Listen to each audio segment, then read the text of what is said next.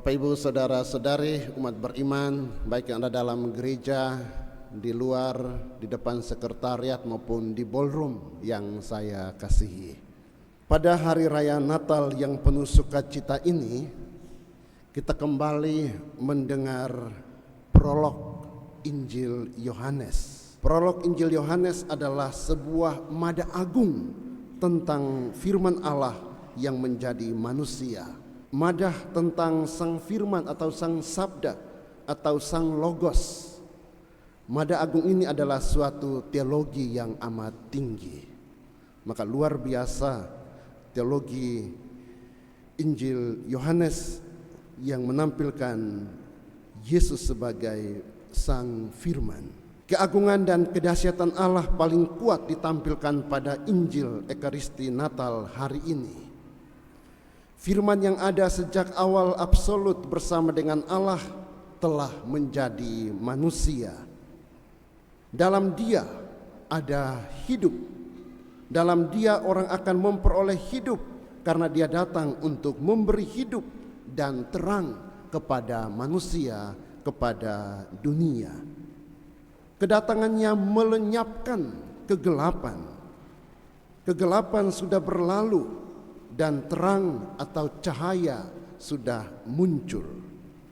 Orang-orang yang diam dalam kegelapan sekarang melihat cahaya agung itu.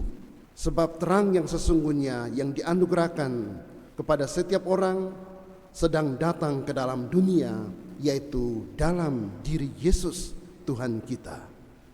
Dalam diri Yesus yang lahir bagi kita, kegelapan dosa dihalau sehingga kita hidup dalam terang, kita hidup dalam cahaya. Karena Dialah sang cahaya, Dialah sang terang itu. Maka dengan perayaan Natal kita diundang untuk hidup sebagai anak-anak terang. Kita tidak boleh lagi hidup dalam kegelapan, tetapi kita hidup dalam terang. Bapak Ibu saudara-saudari terkasih, kita semua tahu bahwa tema Natal tahun 2024 ini adalah mari sekarang kita pergi ke Bethlehem.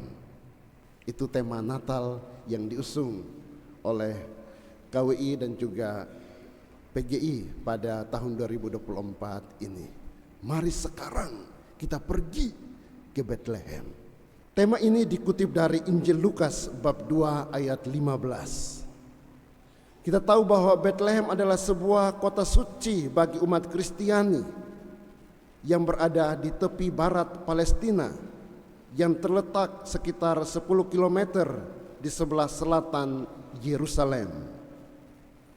Kota di mana Yesus Kristus dilahirkan ini juga menjadi tempat yang bersejarah karena menjadi tempat kelahiran Nabi Daud atau Raja Daud, raja kedua pada masa pemerintahan kerajaan Israel tahun 1010 sebelum Masehi sampai tahun 970 sebelum Masehi. Dalam Injil Lukas dikatakan, hari ini telah lahir bagimu juru selamat, yaitu Kristus Tuhan di kota Daud. Kabar sukacita ini disampaikan para malaikat kepada para gembala. Dan kita tahu bahwa para gembala ini ketika mendengar kabar gembira dari para malaikat, mereka segera bangkit meninggalkan ternaknya dan berseru, mari sekarang kita pergi ke Bethlehem. Mereka berjalan bersama-sama mencari tempat kelahiran Yesus. Mereka pun menemukan bayi Yesus yang terbaring dalam palungan. Dengan tema Natal ini kita semua diajak untuk merenung kembali dan merespon kedatangan Kristus sebagaimana respon sukacita para gembala di padang yang setelah mendengar berita sukacita yang disampaikan oleh malaikat Tuhan, mereka langsung bergegas.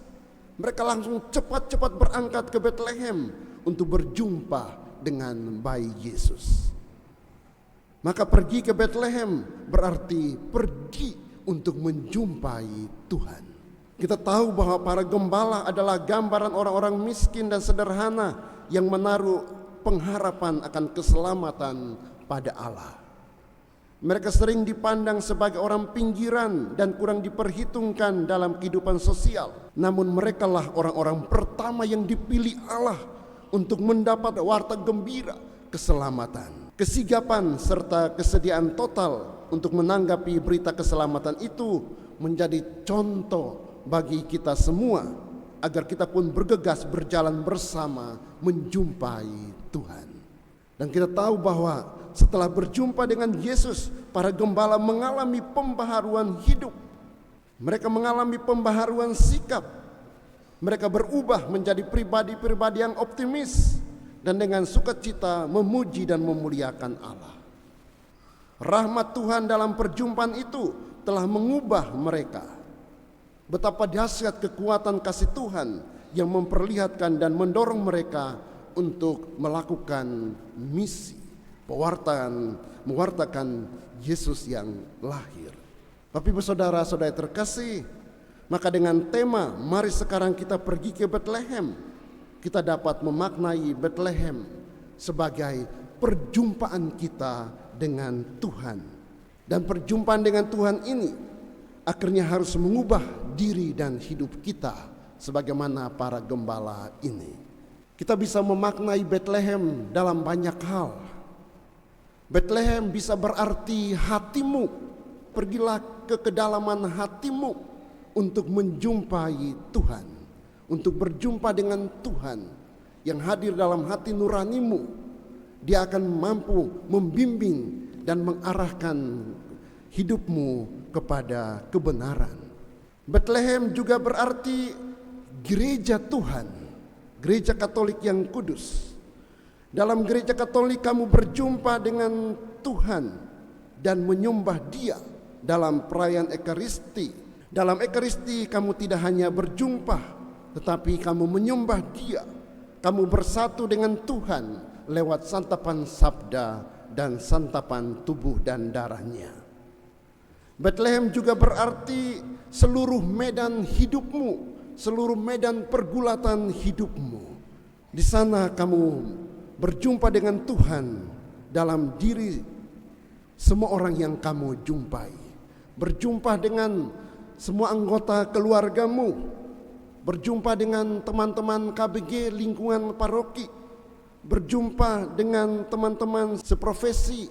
Berjumpa dengan teman-teman mahasiswa. Berjumpa dengan teman-teman kerja. Dan siapa saja yang kamu jumpai. Dan apabila ketika engkau menjumpai mereka dalam medan hidupmu, kamu tidak menemukan Tuhan dalam diri mereka, kamu harus hadir sebagai pribadi yang menghadirkan Tuhan. Seringkali kita menuntut supaya orang menghadirkan Tuhan dalam hidupnya. Dan ketika kamu tidak menemukan itu dalam diri saudaramu, maka kamu sendiri harus hadir untuk menghadirkan Tuhan bagi mereka. Bapak Ibu saudara-saudari yang terkasih, kita harus belajar dari para gembala agar memiliki respon hati yang cepat, sigap, penuh sukacita untuk berjumpa dengan Kristus. Dan setelah berjumpa dengan Kristus, kita pun harus melakukan hal yang sama seperti yang dilakukan oleh para gembala, yaitu memberitahukan atau menceritakan apa yang mereka dengar dan mereka lihat dalam perjumpaan dengan bayi Yesus di kandang Bethlehem. Kita pun harus memberitakan kabar sukacita Natal kepada orang lain. Kita harus menjadi saksi Kristus dimanapun kita berada, baik melalui sikap hidup kita, melalui perbuatan kita, melalui tutur kata kita dan tingkah laku kita setiap hari. Jadilah orang Katolik yang senantiasa membawa damai dan sukacita Natal bagi banyak orang. Jadilah orang Katolik yang membawa damai dan sukacita Natal bagi keluargamu, bagi lingkungan hidupmu di mana kamu hidup. Janganlah menjadi orang Katolik yang menjadi sumber pembawa masalah. Jangan jadi orang Katolik yang menjadi batu sandungan dalam kehidupan di tengah masyarakat. Jangan menjadi orang Katolik yang suka minum mabok setelah itu buat masalah di mana-mana. Jangan mencoreng dan merusak nama baik gereja Katolik dengan sikap hidupmu. Kita tahu bahwa di Bali ini seringkali banyak orang yang membuat masalah, dan selalu kita orang Katolik, terutama kita yang dari NTT, selalu dicap sebagai orang-orang yang membuat masalah di Bali ini. Dan semoga itu bukan orang Katolik. Kalau ada orang Katolik yang hidupnya menjadi pembuat masalah di tengah masyarakat, perayaan Natal harus membuatmu bertobat. Orang Kefa yang suka minum mabok bertobat. Betul, harus bertobat.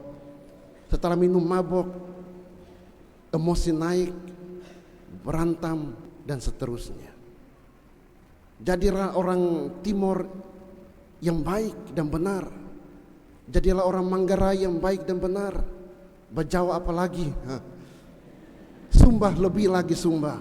Jadilah orang Jawa yang baik dan benar. Jangan merusak nama daerahmu.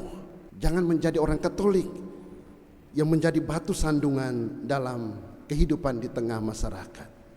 Masing-masing kita memiliki tanggung jawab moral untuk menjadi pribadi yang membawa kabar sukacita Natal dan damai di tengah dunia.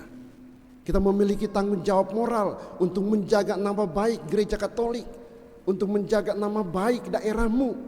Dengan demikian kehadiran kita di Pulau Dewata ini menjadi orang-orang yang hebat. Jangan menjadi orang-orang yang menjadi batu sandungan di tengah masyarakat. Selalu ada berita masalah, orang Bali selalu bilang, orang Timur lagi, orang Timur lagi. Tidak boleh. Perayaan Natal harus mampu mengubah diri dan hidup kita. Orang Katolik di gereja Santo Silvester ini, di wilayah Kuta Selatan ini, dan juga daerah lainnya, di Denpasar dan seterusnya, kita harus hadir sebagai orang Katolik yang menjadi pewarta damai dan sukacita di tengah masyarakat. Jadilah orang Katolik yang membawa damai dan sukacita Natal dalam kehidupan di tengah masyarakat di mana kamu tinggal. Dan demikian tidak tertulis lagi di tempat kos, tidak terima orang Timor, tidak terima orang Sumba. Mari kita hadir, perayaan Natal harus membuat kita berubah. Dengan demikian kita menjadi orang-orang yang hebat di Pulau Dewata ini. Bapak Ibu saudara-saudari terkasih, jadilah pembawa damai dan sukacita Natal bagi banyak orang. Carilah dan jumpailah Tuhan Yesus, maka hidupmu akan selalu dilimpahi berkat dan keselamatan. Semoga Bapak Ibu tidak ngantuk. Maka saya menutup homili ini dengan sebuah pantun. Kita berada di Bali, jawabannya apa? Beci. Berarti tadi malam datang misa. Malam minggu pergi ke pesta, temui adik cantik pakai baju merah. Jangan malas datang ke gereja, temui Tuhan Yesus yang lahir bagimu. Selamat hari Natal, Tuhan Yesus memberkati kita semua.